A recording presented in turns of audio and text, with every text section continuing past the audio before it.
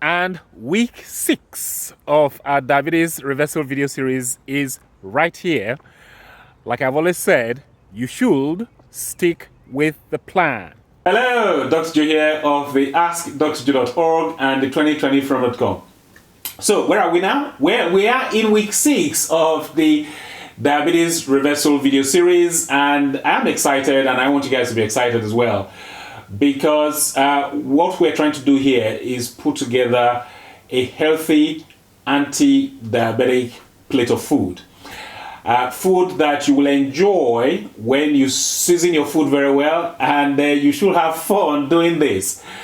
So, one other thing why I'm excited about this week's presentation is that I have made sure that I obeyed the instruction of inclusivity.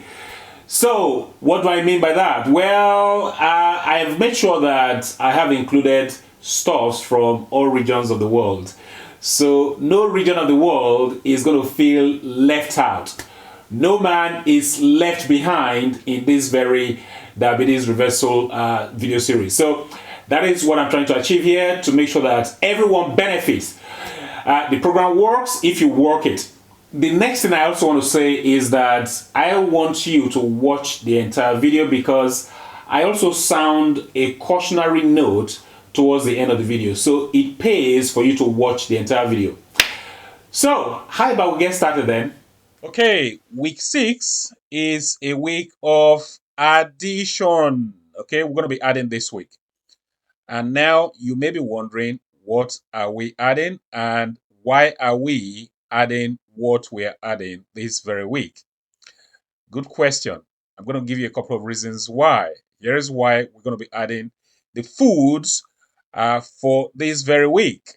The first reason is that these foods, they contain dietary fibers such as lignins, cellulose, hemicellulose.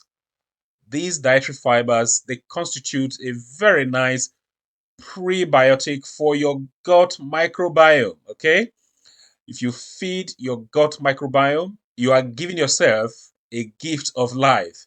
Seriously. Besides, these lignins, cellulose, and hemicellulose, they also attract water into the gut, and that means it will help you to prevent constipation. You need to be regular. That's also good for your health, being regular. So that's one reason. Another reason why we're going to be adding these foods is that these foods, they have low glycemic index. Okay, this is what you want. You want foods that are low in the glycemic index scale. So you're going to get plenty of that in this very week. Okay, another reason is that these foods, they're ideal for maintaining a stable blood glucose level for a longer period. So they keep your blood sugar levels on an even keel for a long time. And that's what we want. We want something that will help us to maintain nice, decent blood sugar levels.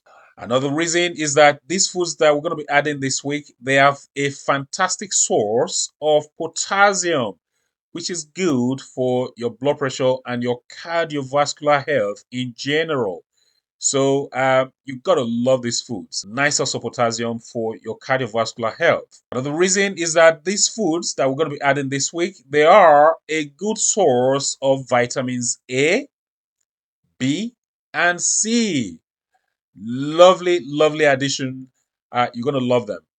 So, what else? Well, one more salient reason why we're going to be adding these foods is that they are readily available worldwide.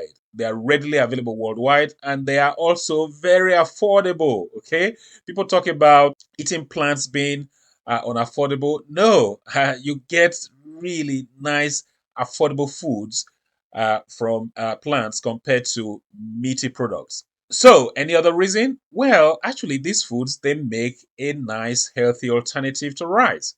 So, eating rice all the time can be boring. So, you got to have these nice substitutes, and you don't have to eat rice if you don't want to, because you have plenty to choose from in this very selection, which we'll be talking about shortly.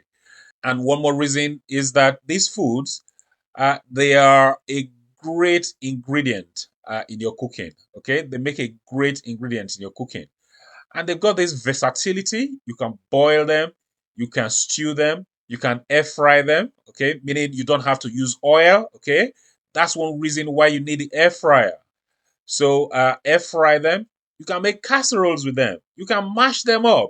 So you have plenty of ways that you can use these foods that I'm going to be talking about shortly. So next, what are these foods? You must be wondering, what are these foods that I am raving about? Well, I'll tell you what they are. They are actually root vegetables, okay? Root vegetables. These are the foods that we're going to be adding this week. So let me give you some examples. You're going to love them. Sweet potatoes, that's a nice one. Okay. As a diabetic, yes, you can eat sweet potatoes. Yes, you can. I'm saying that. Just get rid of the oil from your diet and you can consume sweet potatoes. You can also consume regular potatoes. Get rid of the oil, please, and you can consume your regular potatoes without any problems at all. But I prefer sweet potatoes to the regular potatoes. What next? Yams. Okay, yams. Very popular in Africa, very popular in the Caribbean. I'm not sure whether they're popular in Asia, but certainly in Africa and the Caribbean, yam is very popular. So that's a nice root vegetable that you can add to your diet as a diabetic. Once we've taken out the oil, carrots, nice food that is going to supply you with beta carotene, which is a precursor to vitamin A. And of course, you get some vitamin C as well. Plenty of phytonutrients from carrots. What else? Cassava, also popular in Africa and I think Asia as well, and possibly South America. So, cassava, unprocessed, please, okay? Not the processed version.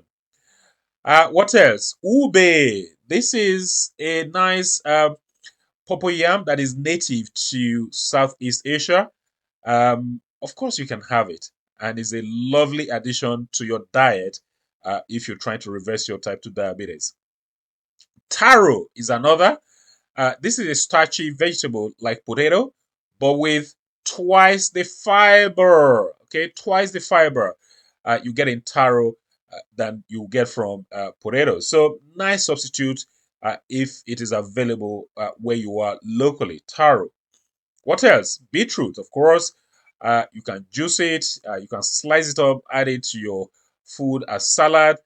You can do all sorts of things with beetroot. So, nice root vegetable that we can have. Turnips. This is another root vegetable that I will encourage you to include in your diet. I don't eat enough turnip. I should be eating more turnips, to be honest. Swede is another, or rutabaga is called. That's the other name for it, rutabaga. Another nice root vegetable that you should be consuming as a diabetic when you're trying to reverse your type 2 diabetes. But please get rid of the oil. I keep saying that. Get rid of the oil, and you'll enjoy all of these root vegetables. And they're not going to spike your blood sugar levels. Trust me on this. Celeriac is another. Maybe you didn't know that in the celery plant, nothing goes to waste.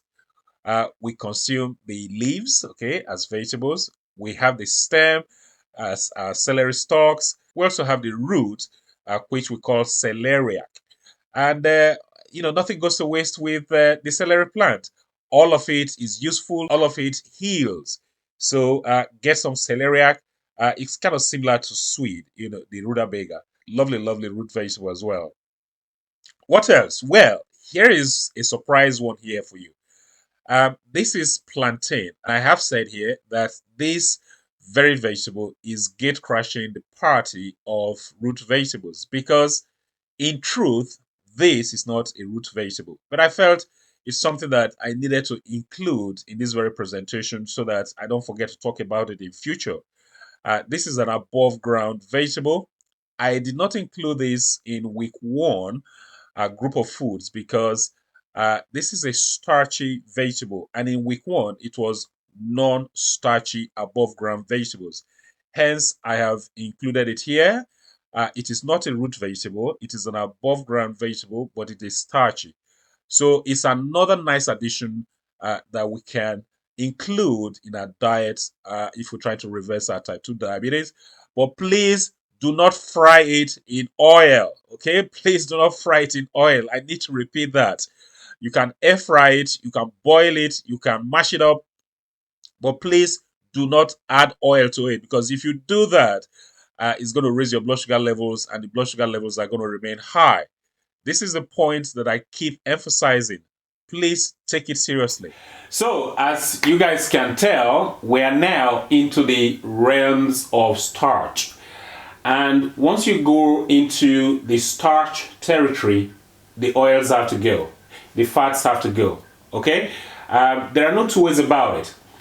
I don't care what you've heard elsewhere, for you to be successful reversing your type 2 diabetes with this very plan, the oils have to go, because oils, fats, and starch, they don't go together. They don't go together, because if you persist with your oil use, with your fat use, then what's going to happen is, these foods will push up your blood sugar, and your blood sugar will stay right up there.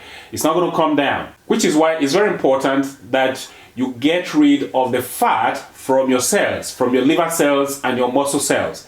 Very, very important. You have to degrade all of that fat. If you don't do that, then of course your blood sugar is going to be high, and then you're going to get frustrated with the plan. So please, I made the point earlier in the presentation, and I am making that point again now because it is that important. So you just have to learn to cook without oil. I talked about using the air fryer. Very, very important. If you've got one, you should get one, because it helps you to eat what you may describe as fried foods without the oil aspect of it. Okay, so and by the way, you can have a lot of fun with this very plan. For instance, these foods that I've just talked about here, the root vegetables, you can have all sorts of fun with it. I even saw some people making nice cream with these root vegetables. So you can have so much fun. You can make soups. You are only limited by your own imagination, honestly. So just look out for recipes that are oil-free, and go ahead and implement these very strategies that I've been talking about. We are now in week 6, and you should be up and running with better blood sugar control. All we're trying to do here is to reverse your type 2 diabetes, and we will succeed in doing that, so long as you stick with the plan and stop getting distracted by views that you've heard elsewhere. So stick with the plan. This is week 6. Week 7 is next, and that's going to be here in a week's time. I cannot wait to share week 7 with you. It's all getting very exciting, like I said before. So just run with this plan, please. Don't forget to go to askdrjoe.org. You can ask your questions there, and also please show your support for this channel over there as well.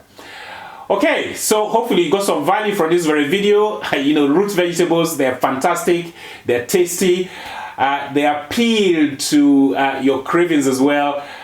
Enjoy them. So if you got some value from this very video, please give the video a thumbs up. Please like the video, and also please share this video with your friends, with your family, with your colleagues. If you got any comments, any questions, please ask them down below. I think that's about it for week 6. I'll see you in a week's time for week 7. Until then, well, this is Dr. Joe signing out.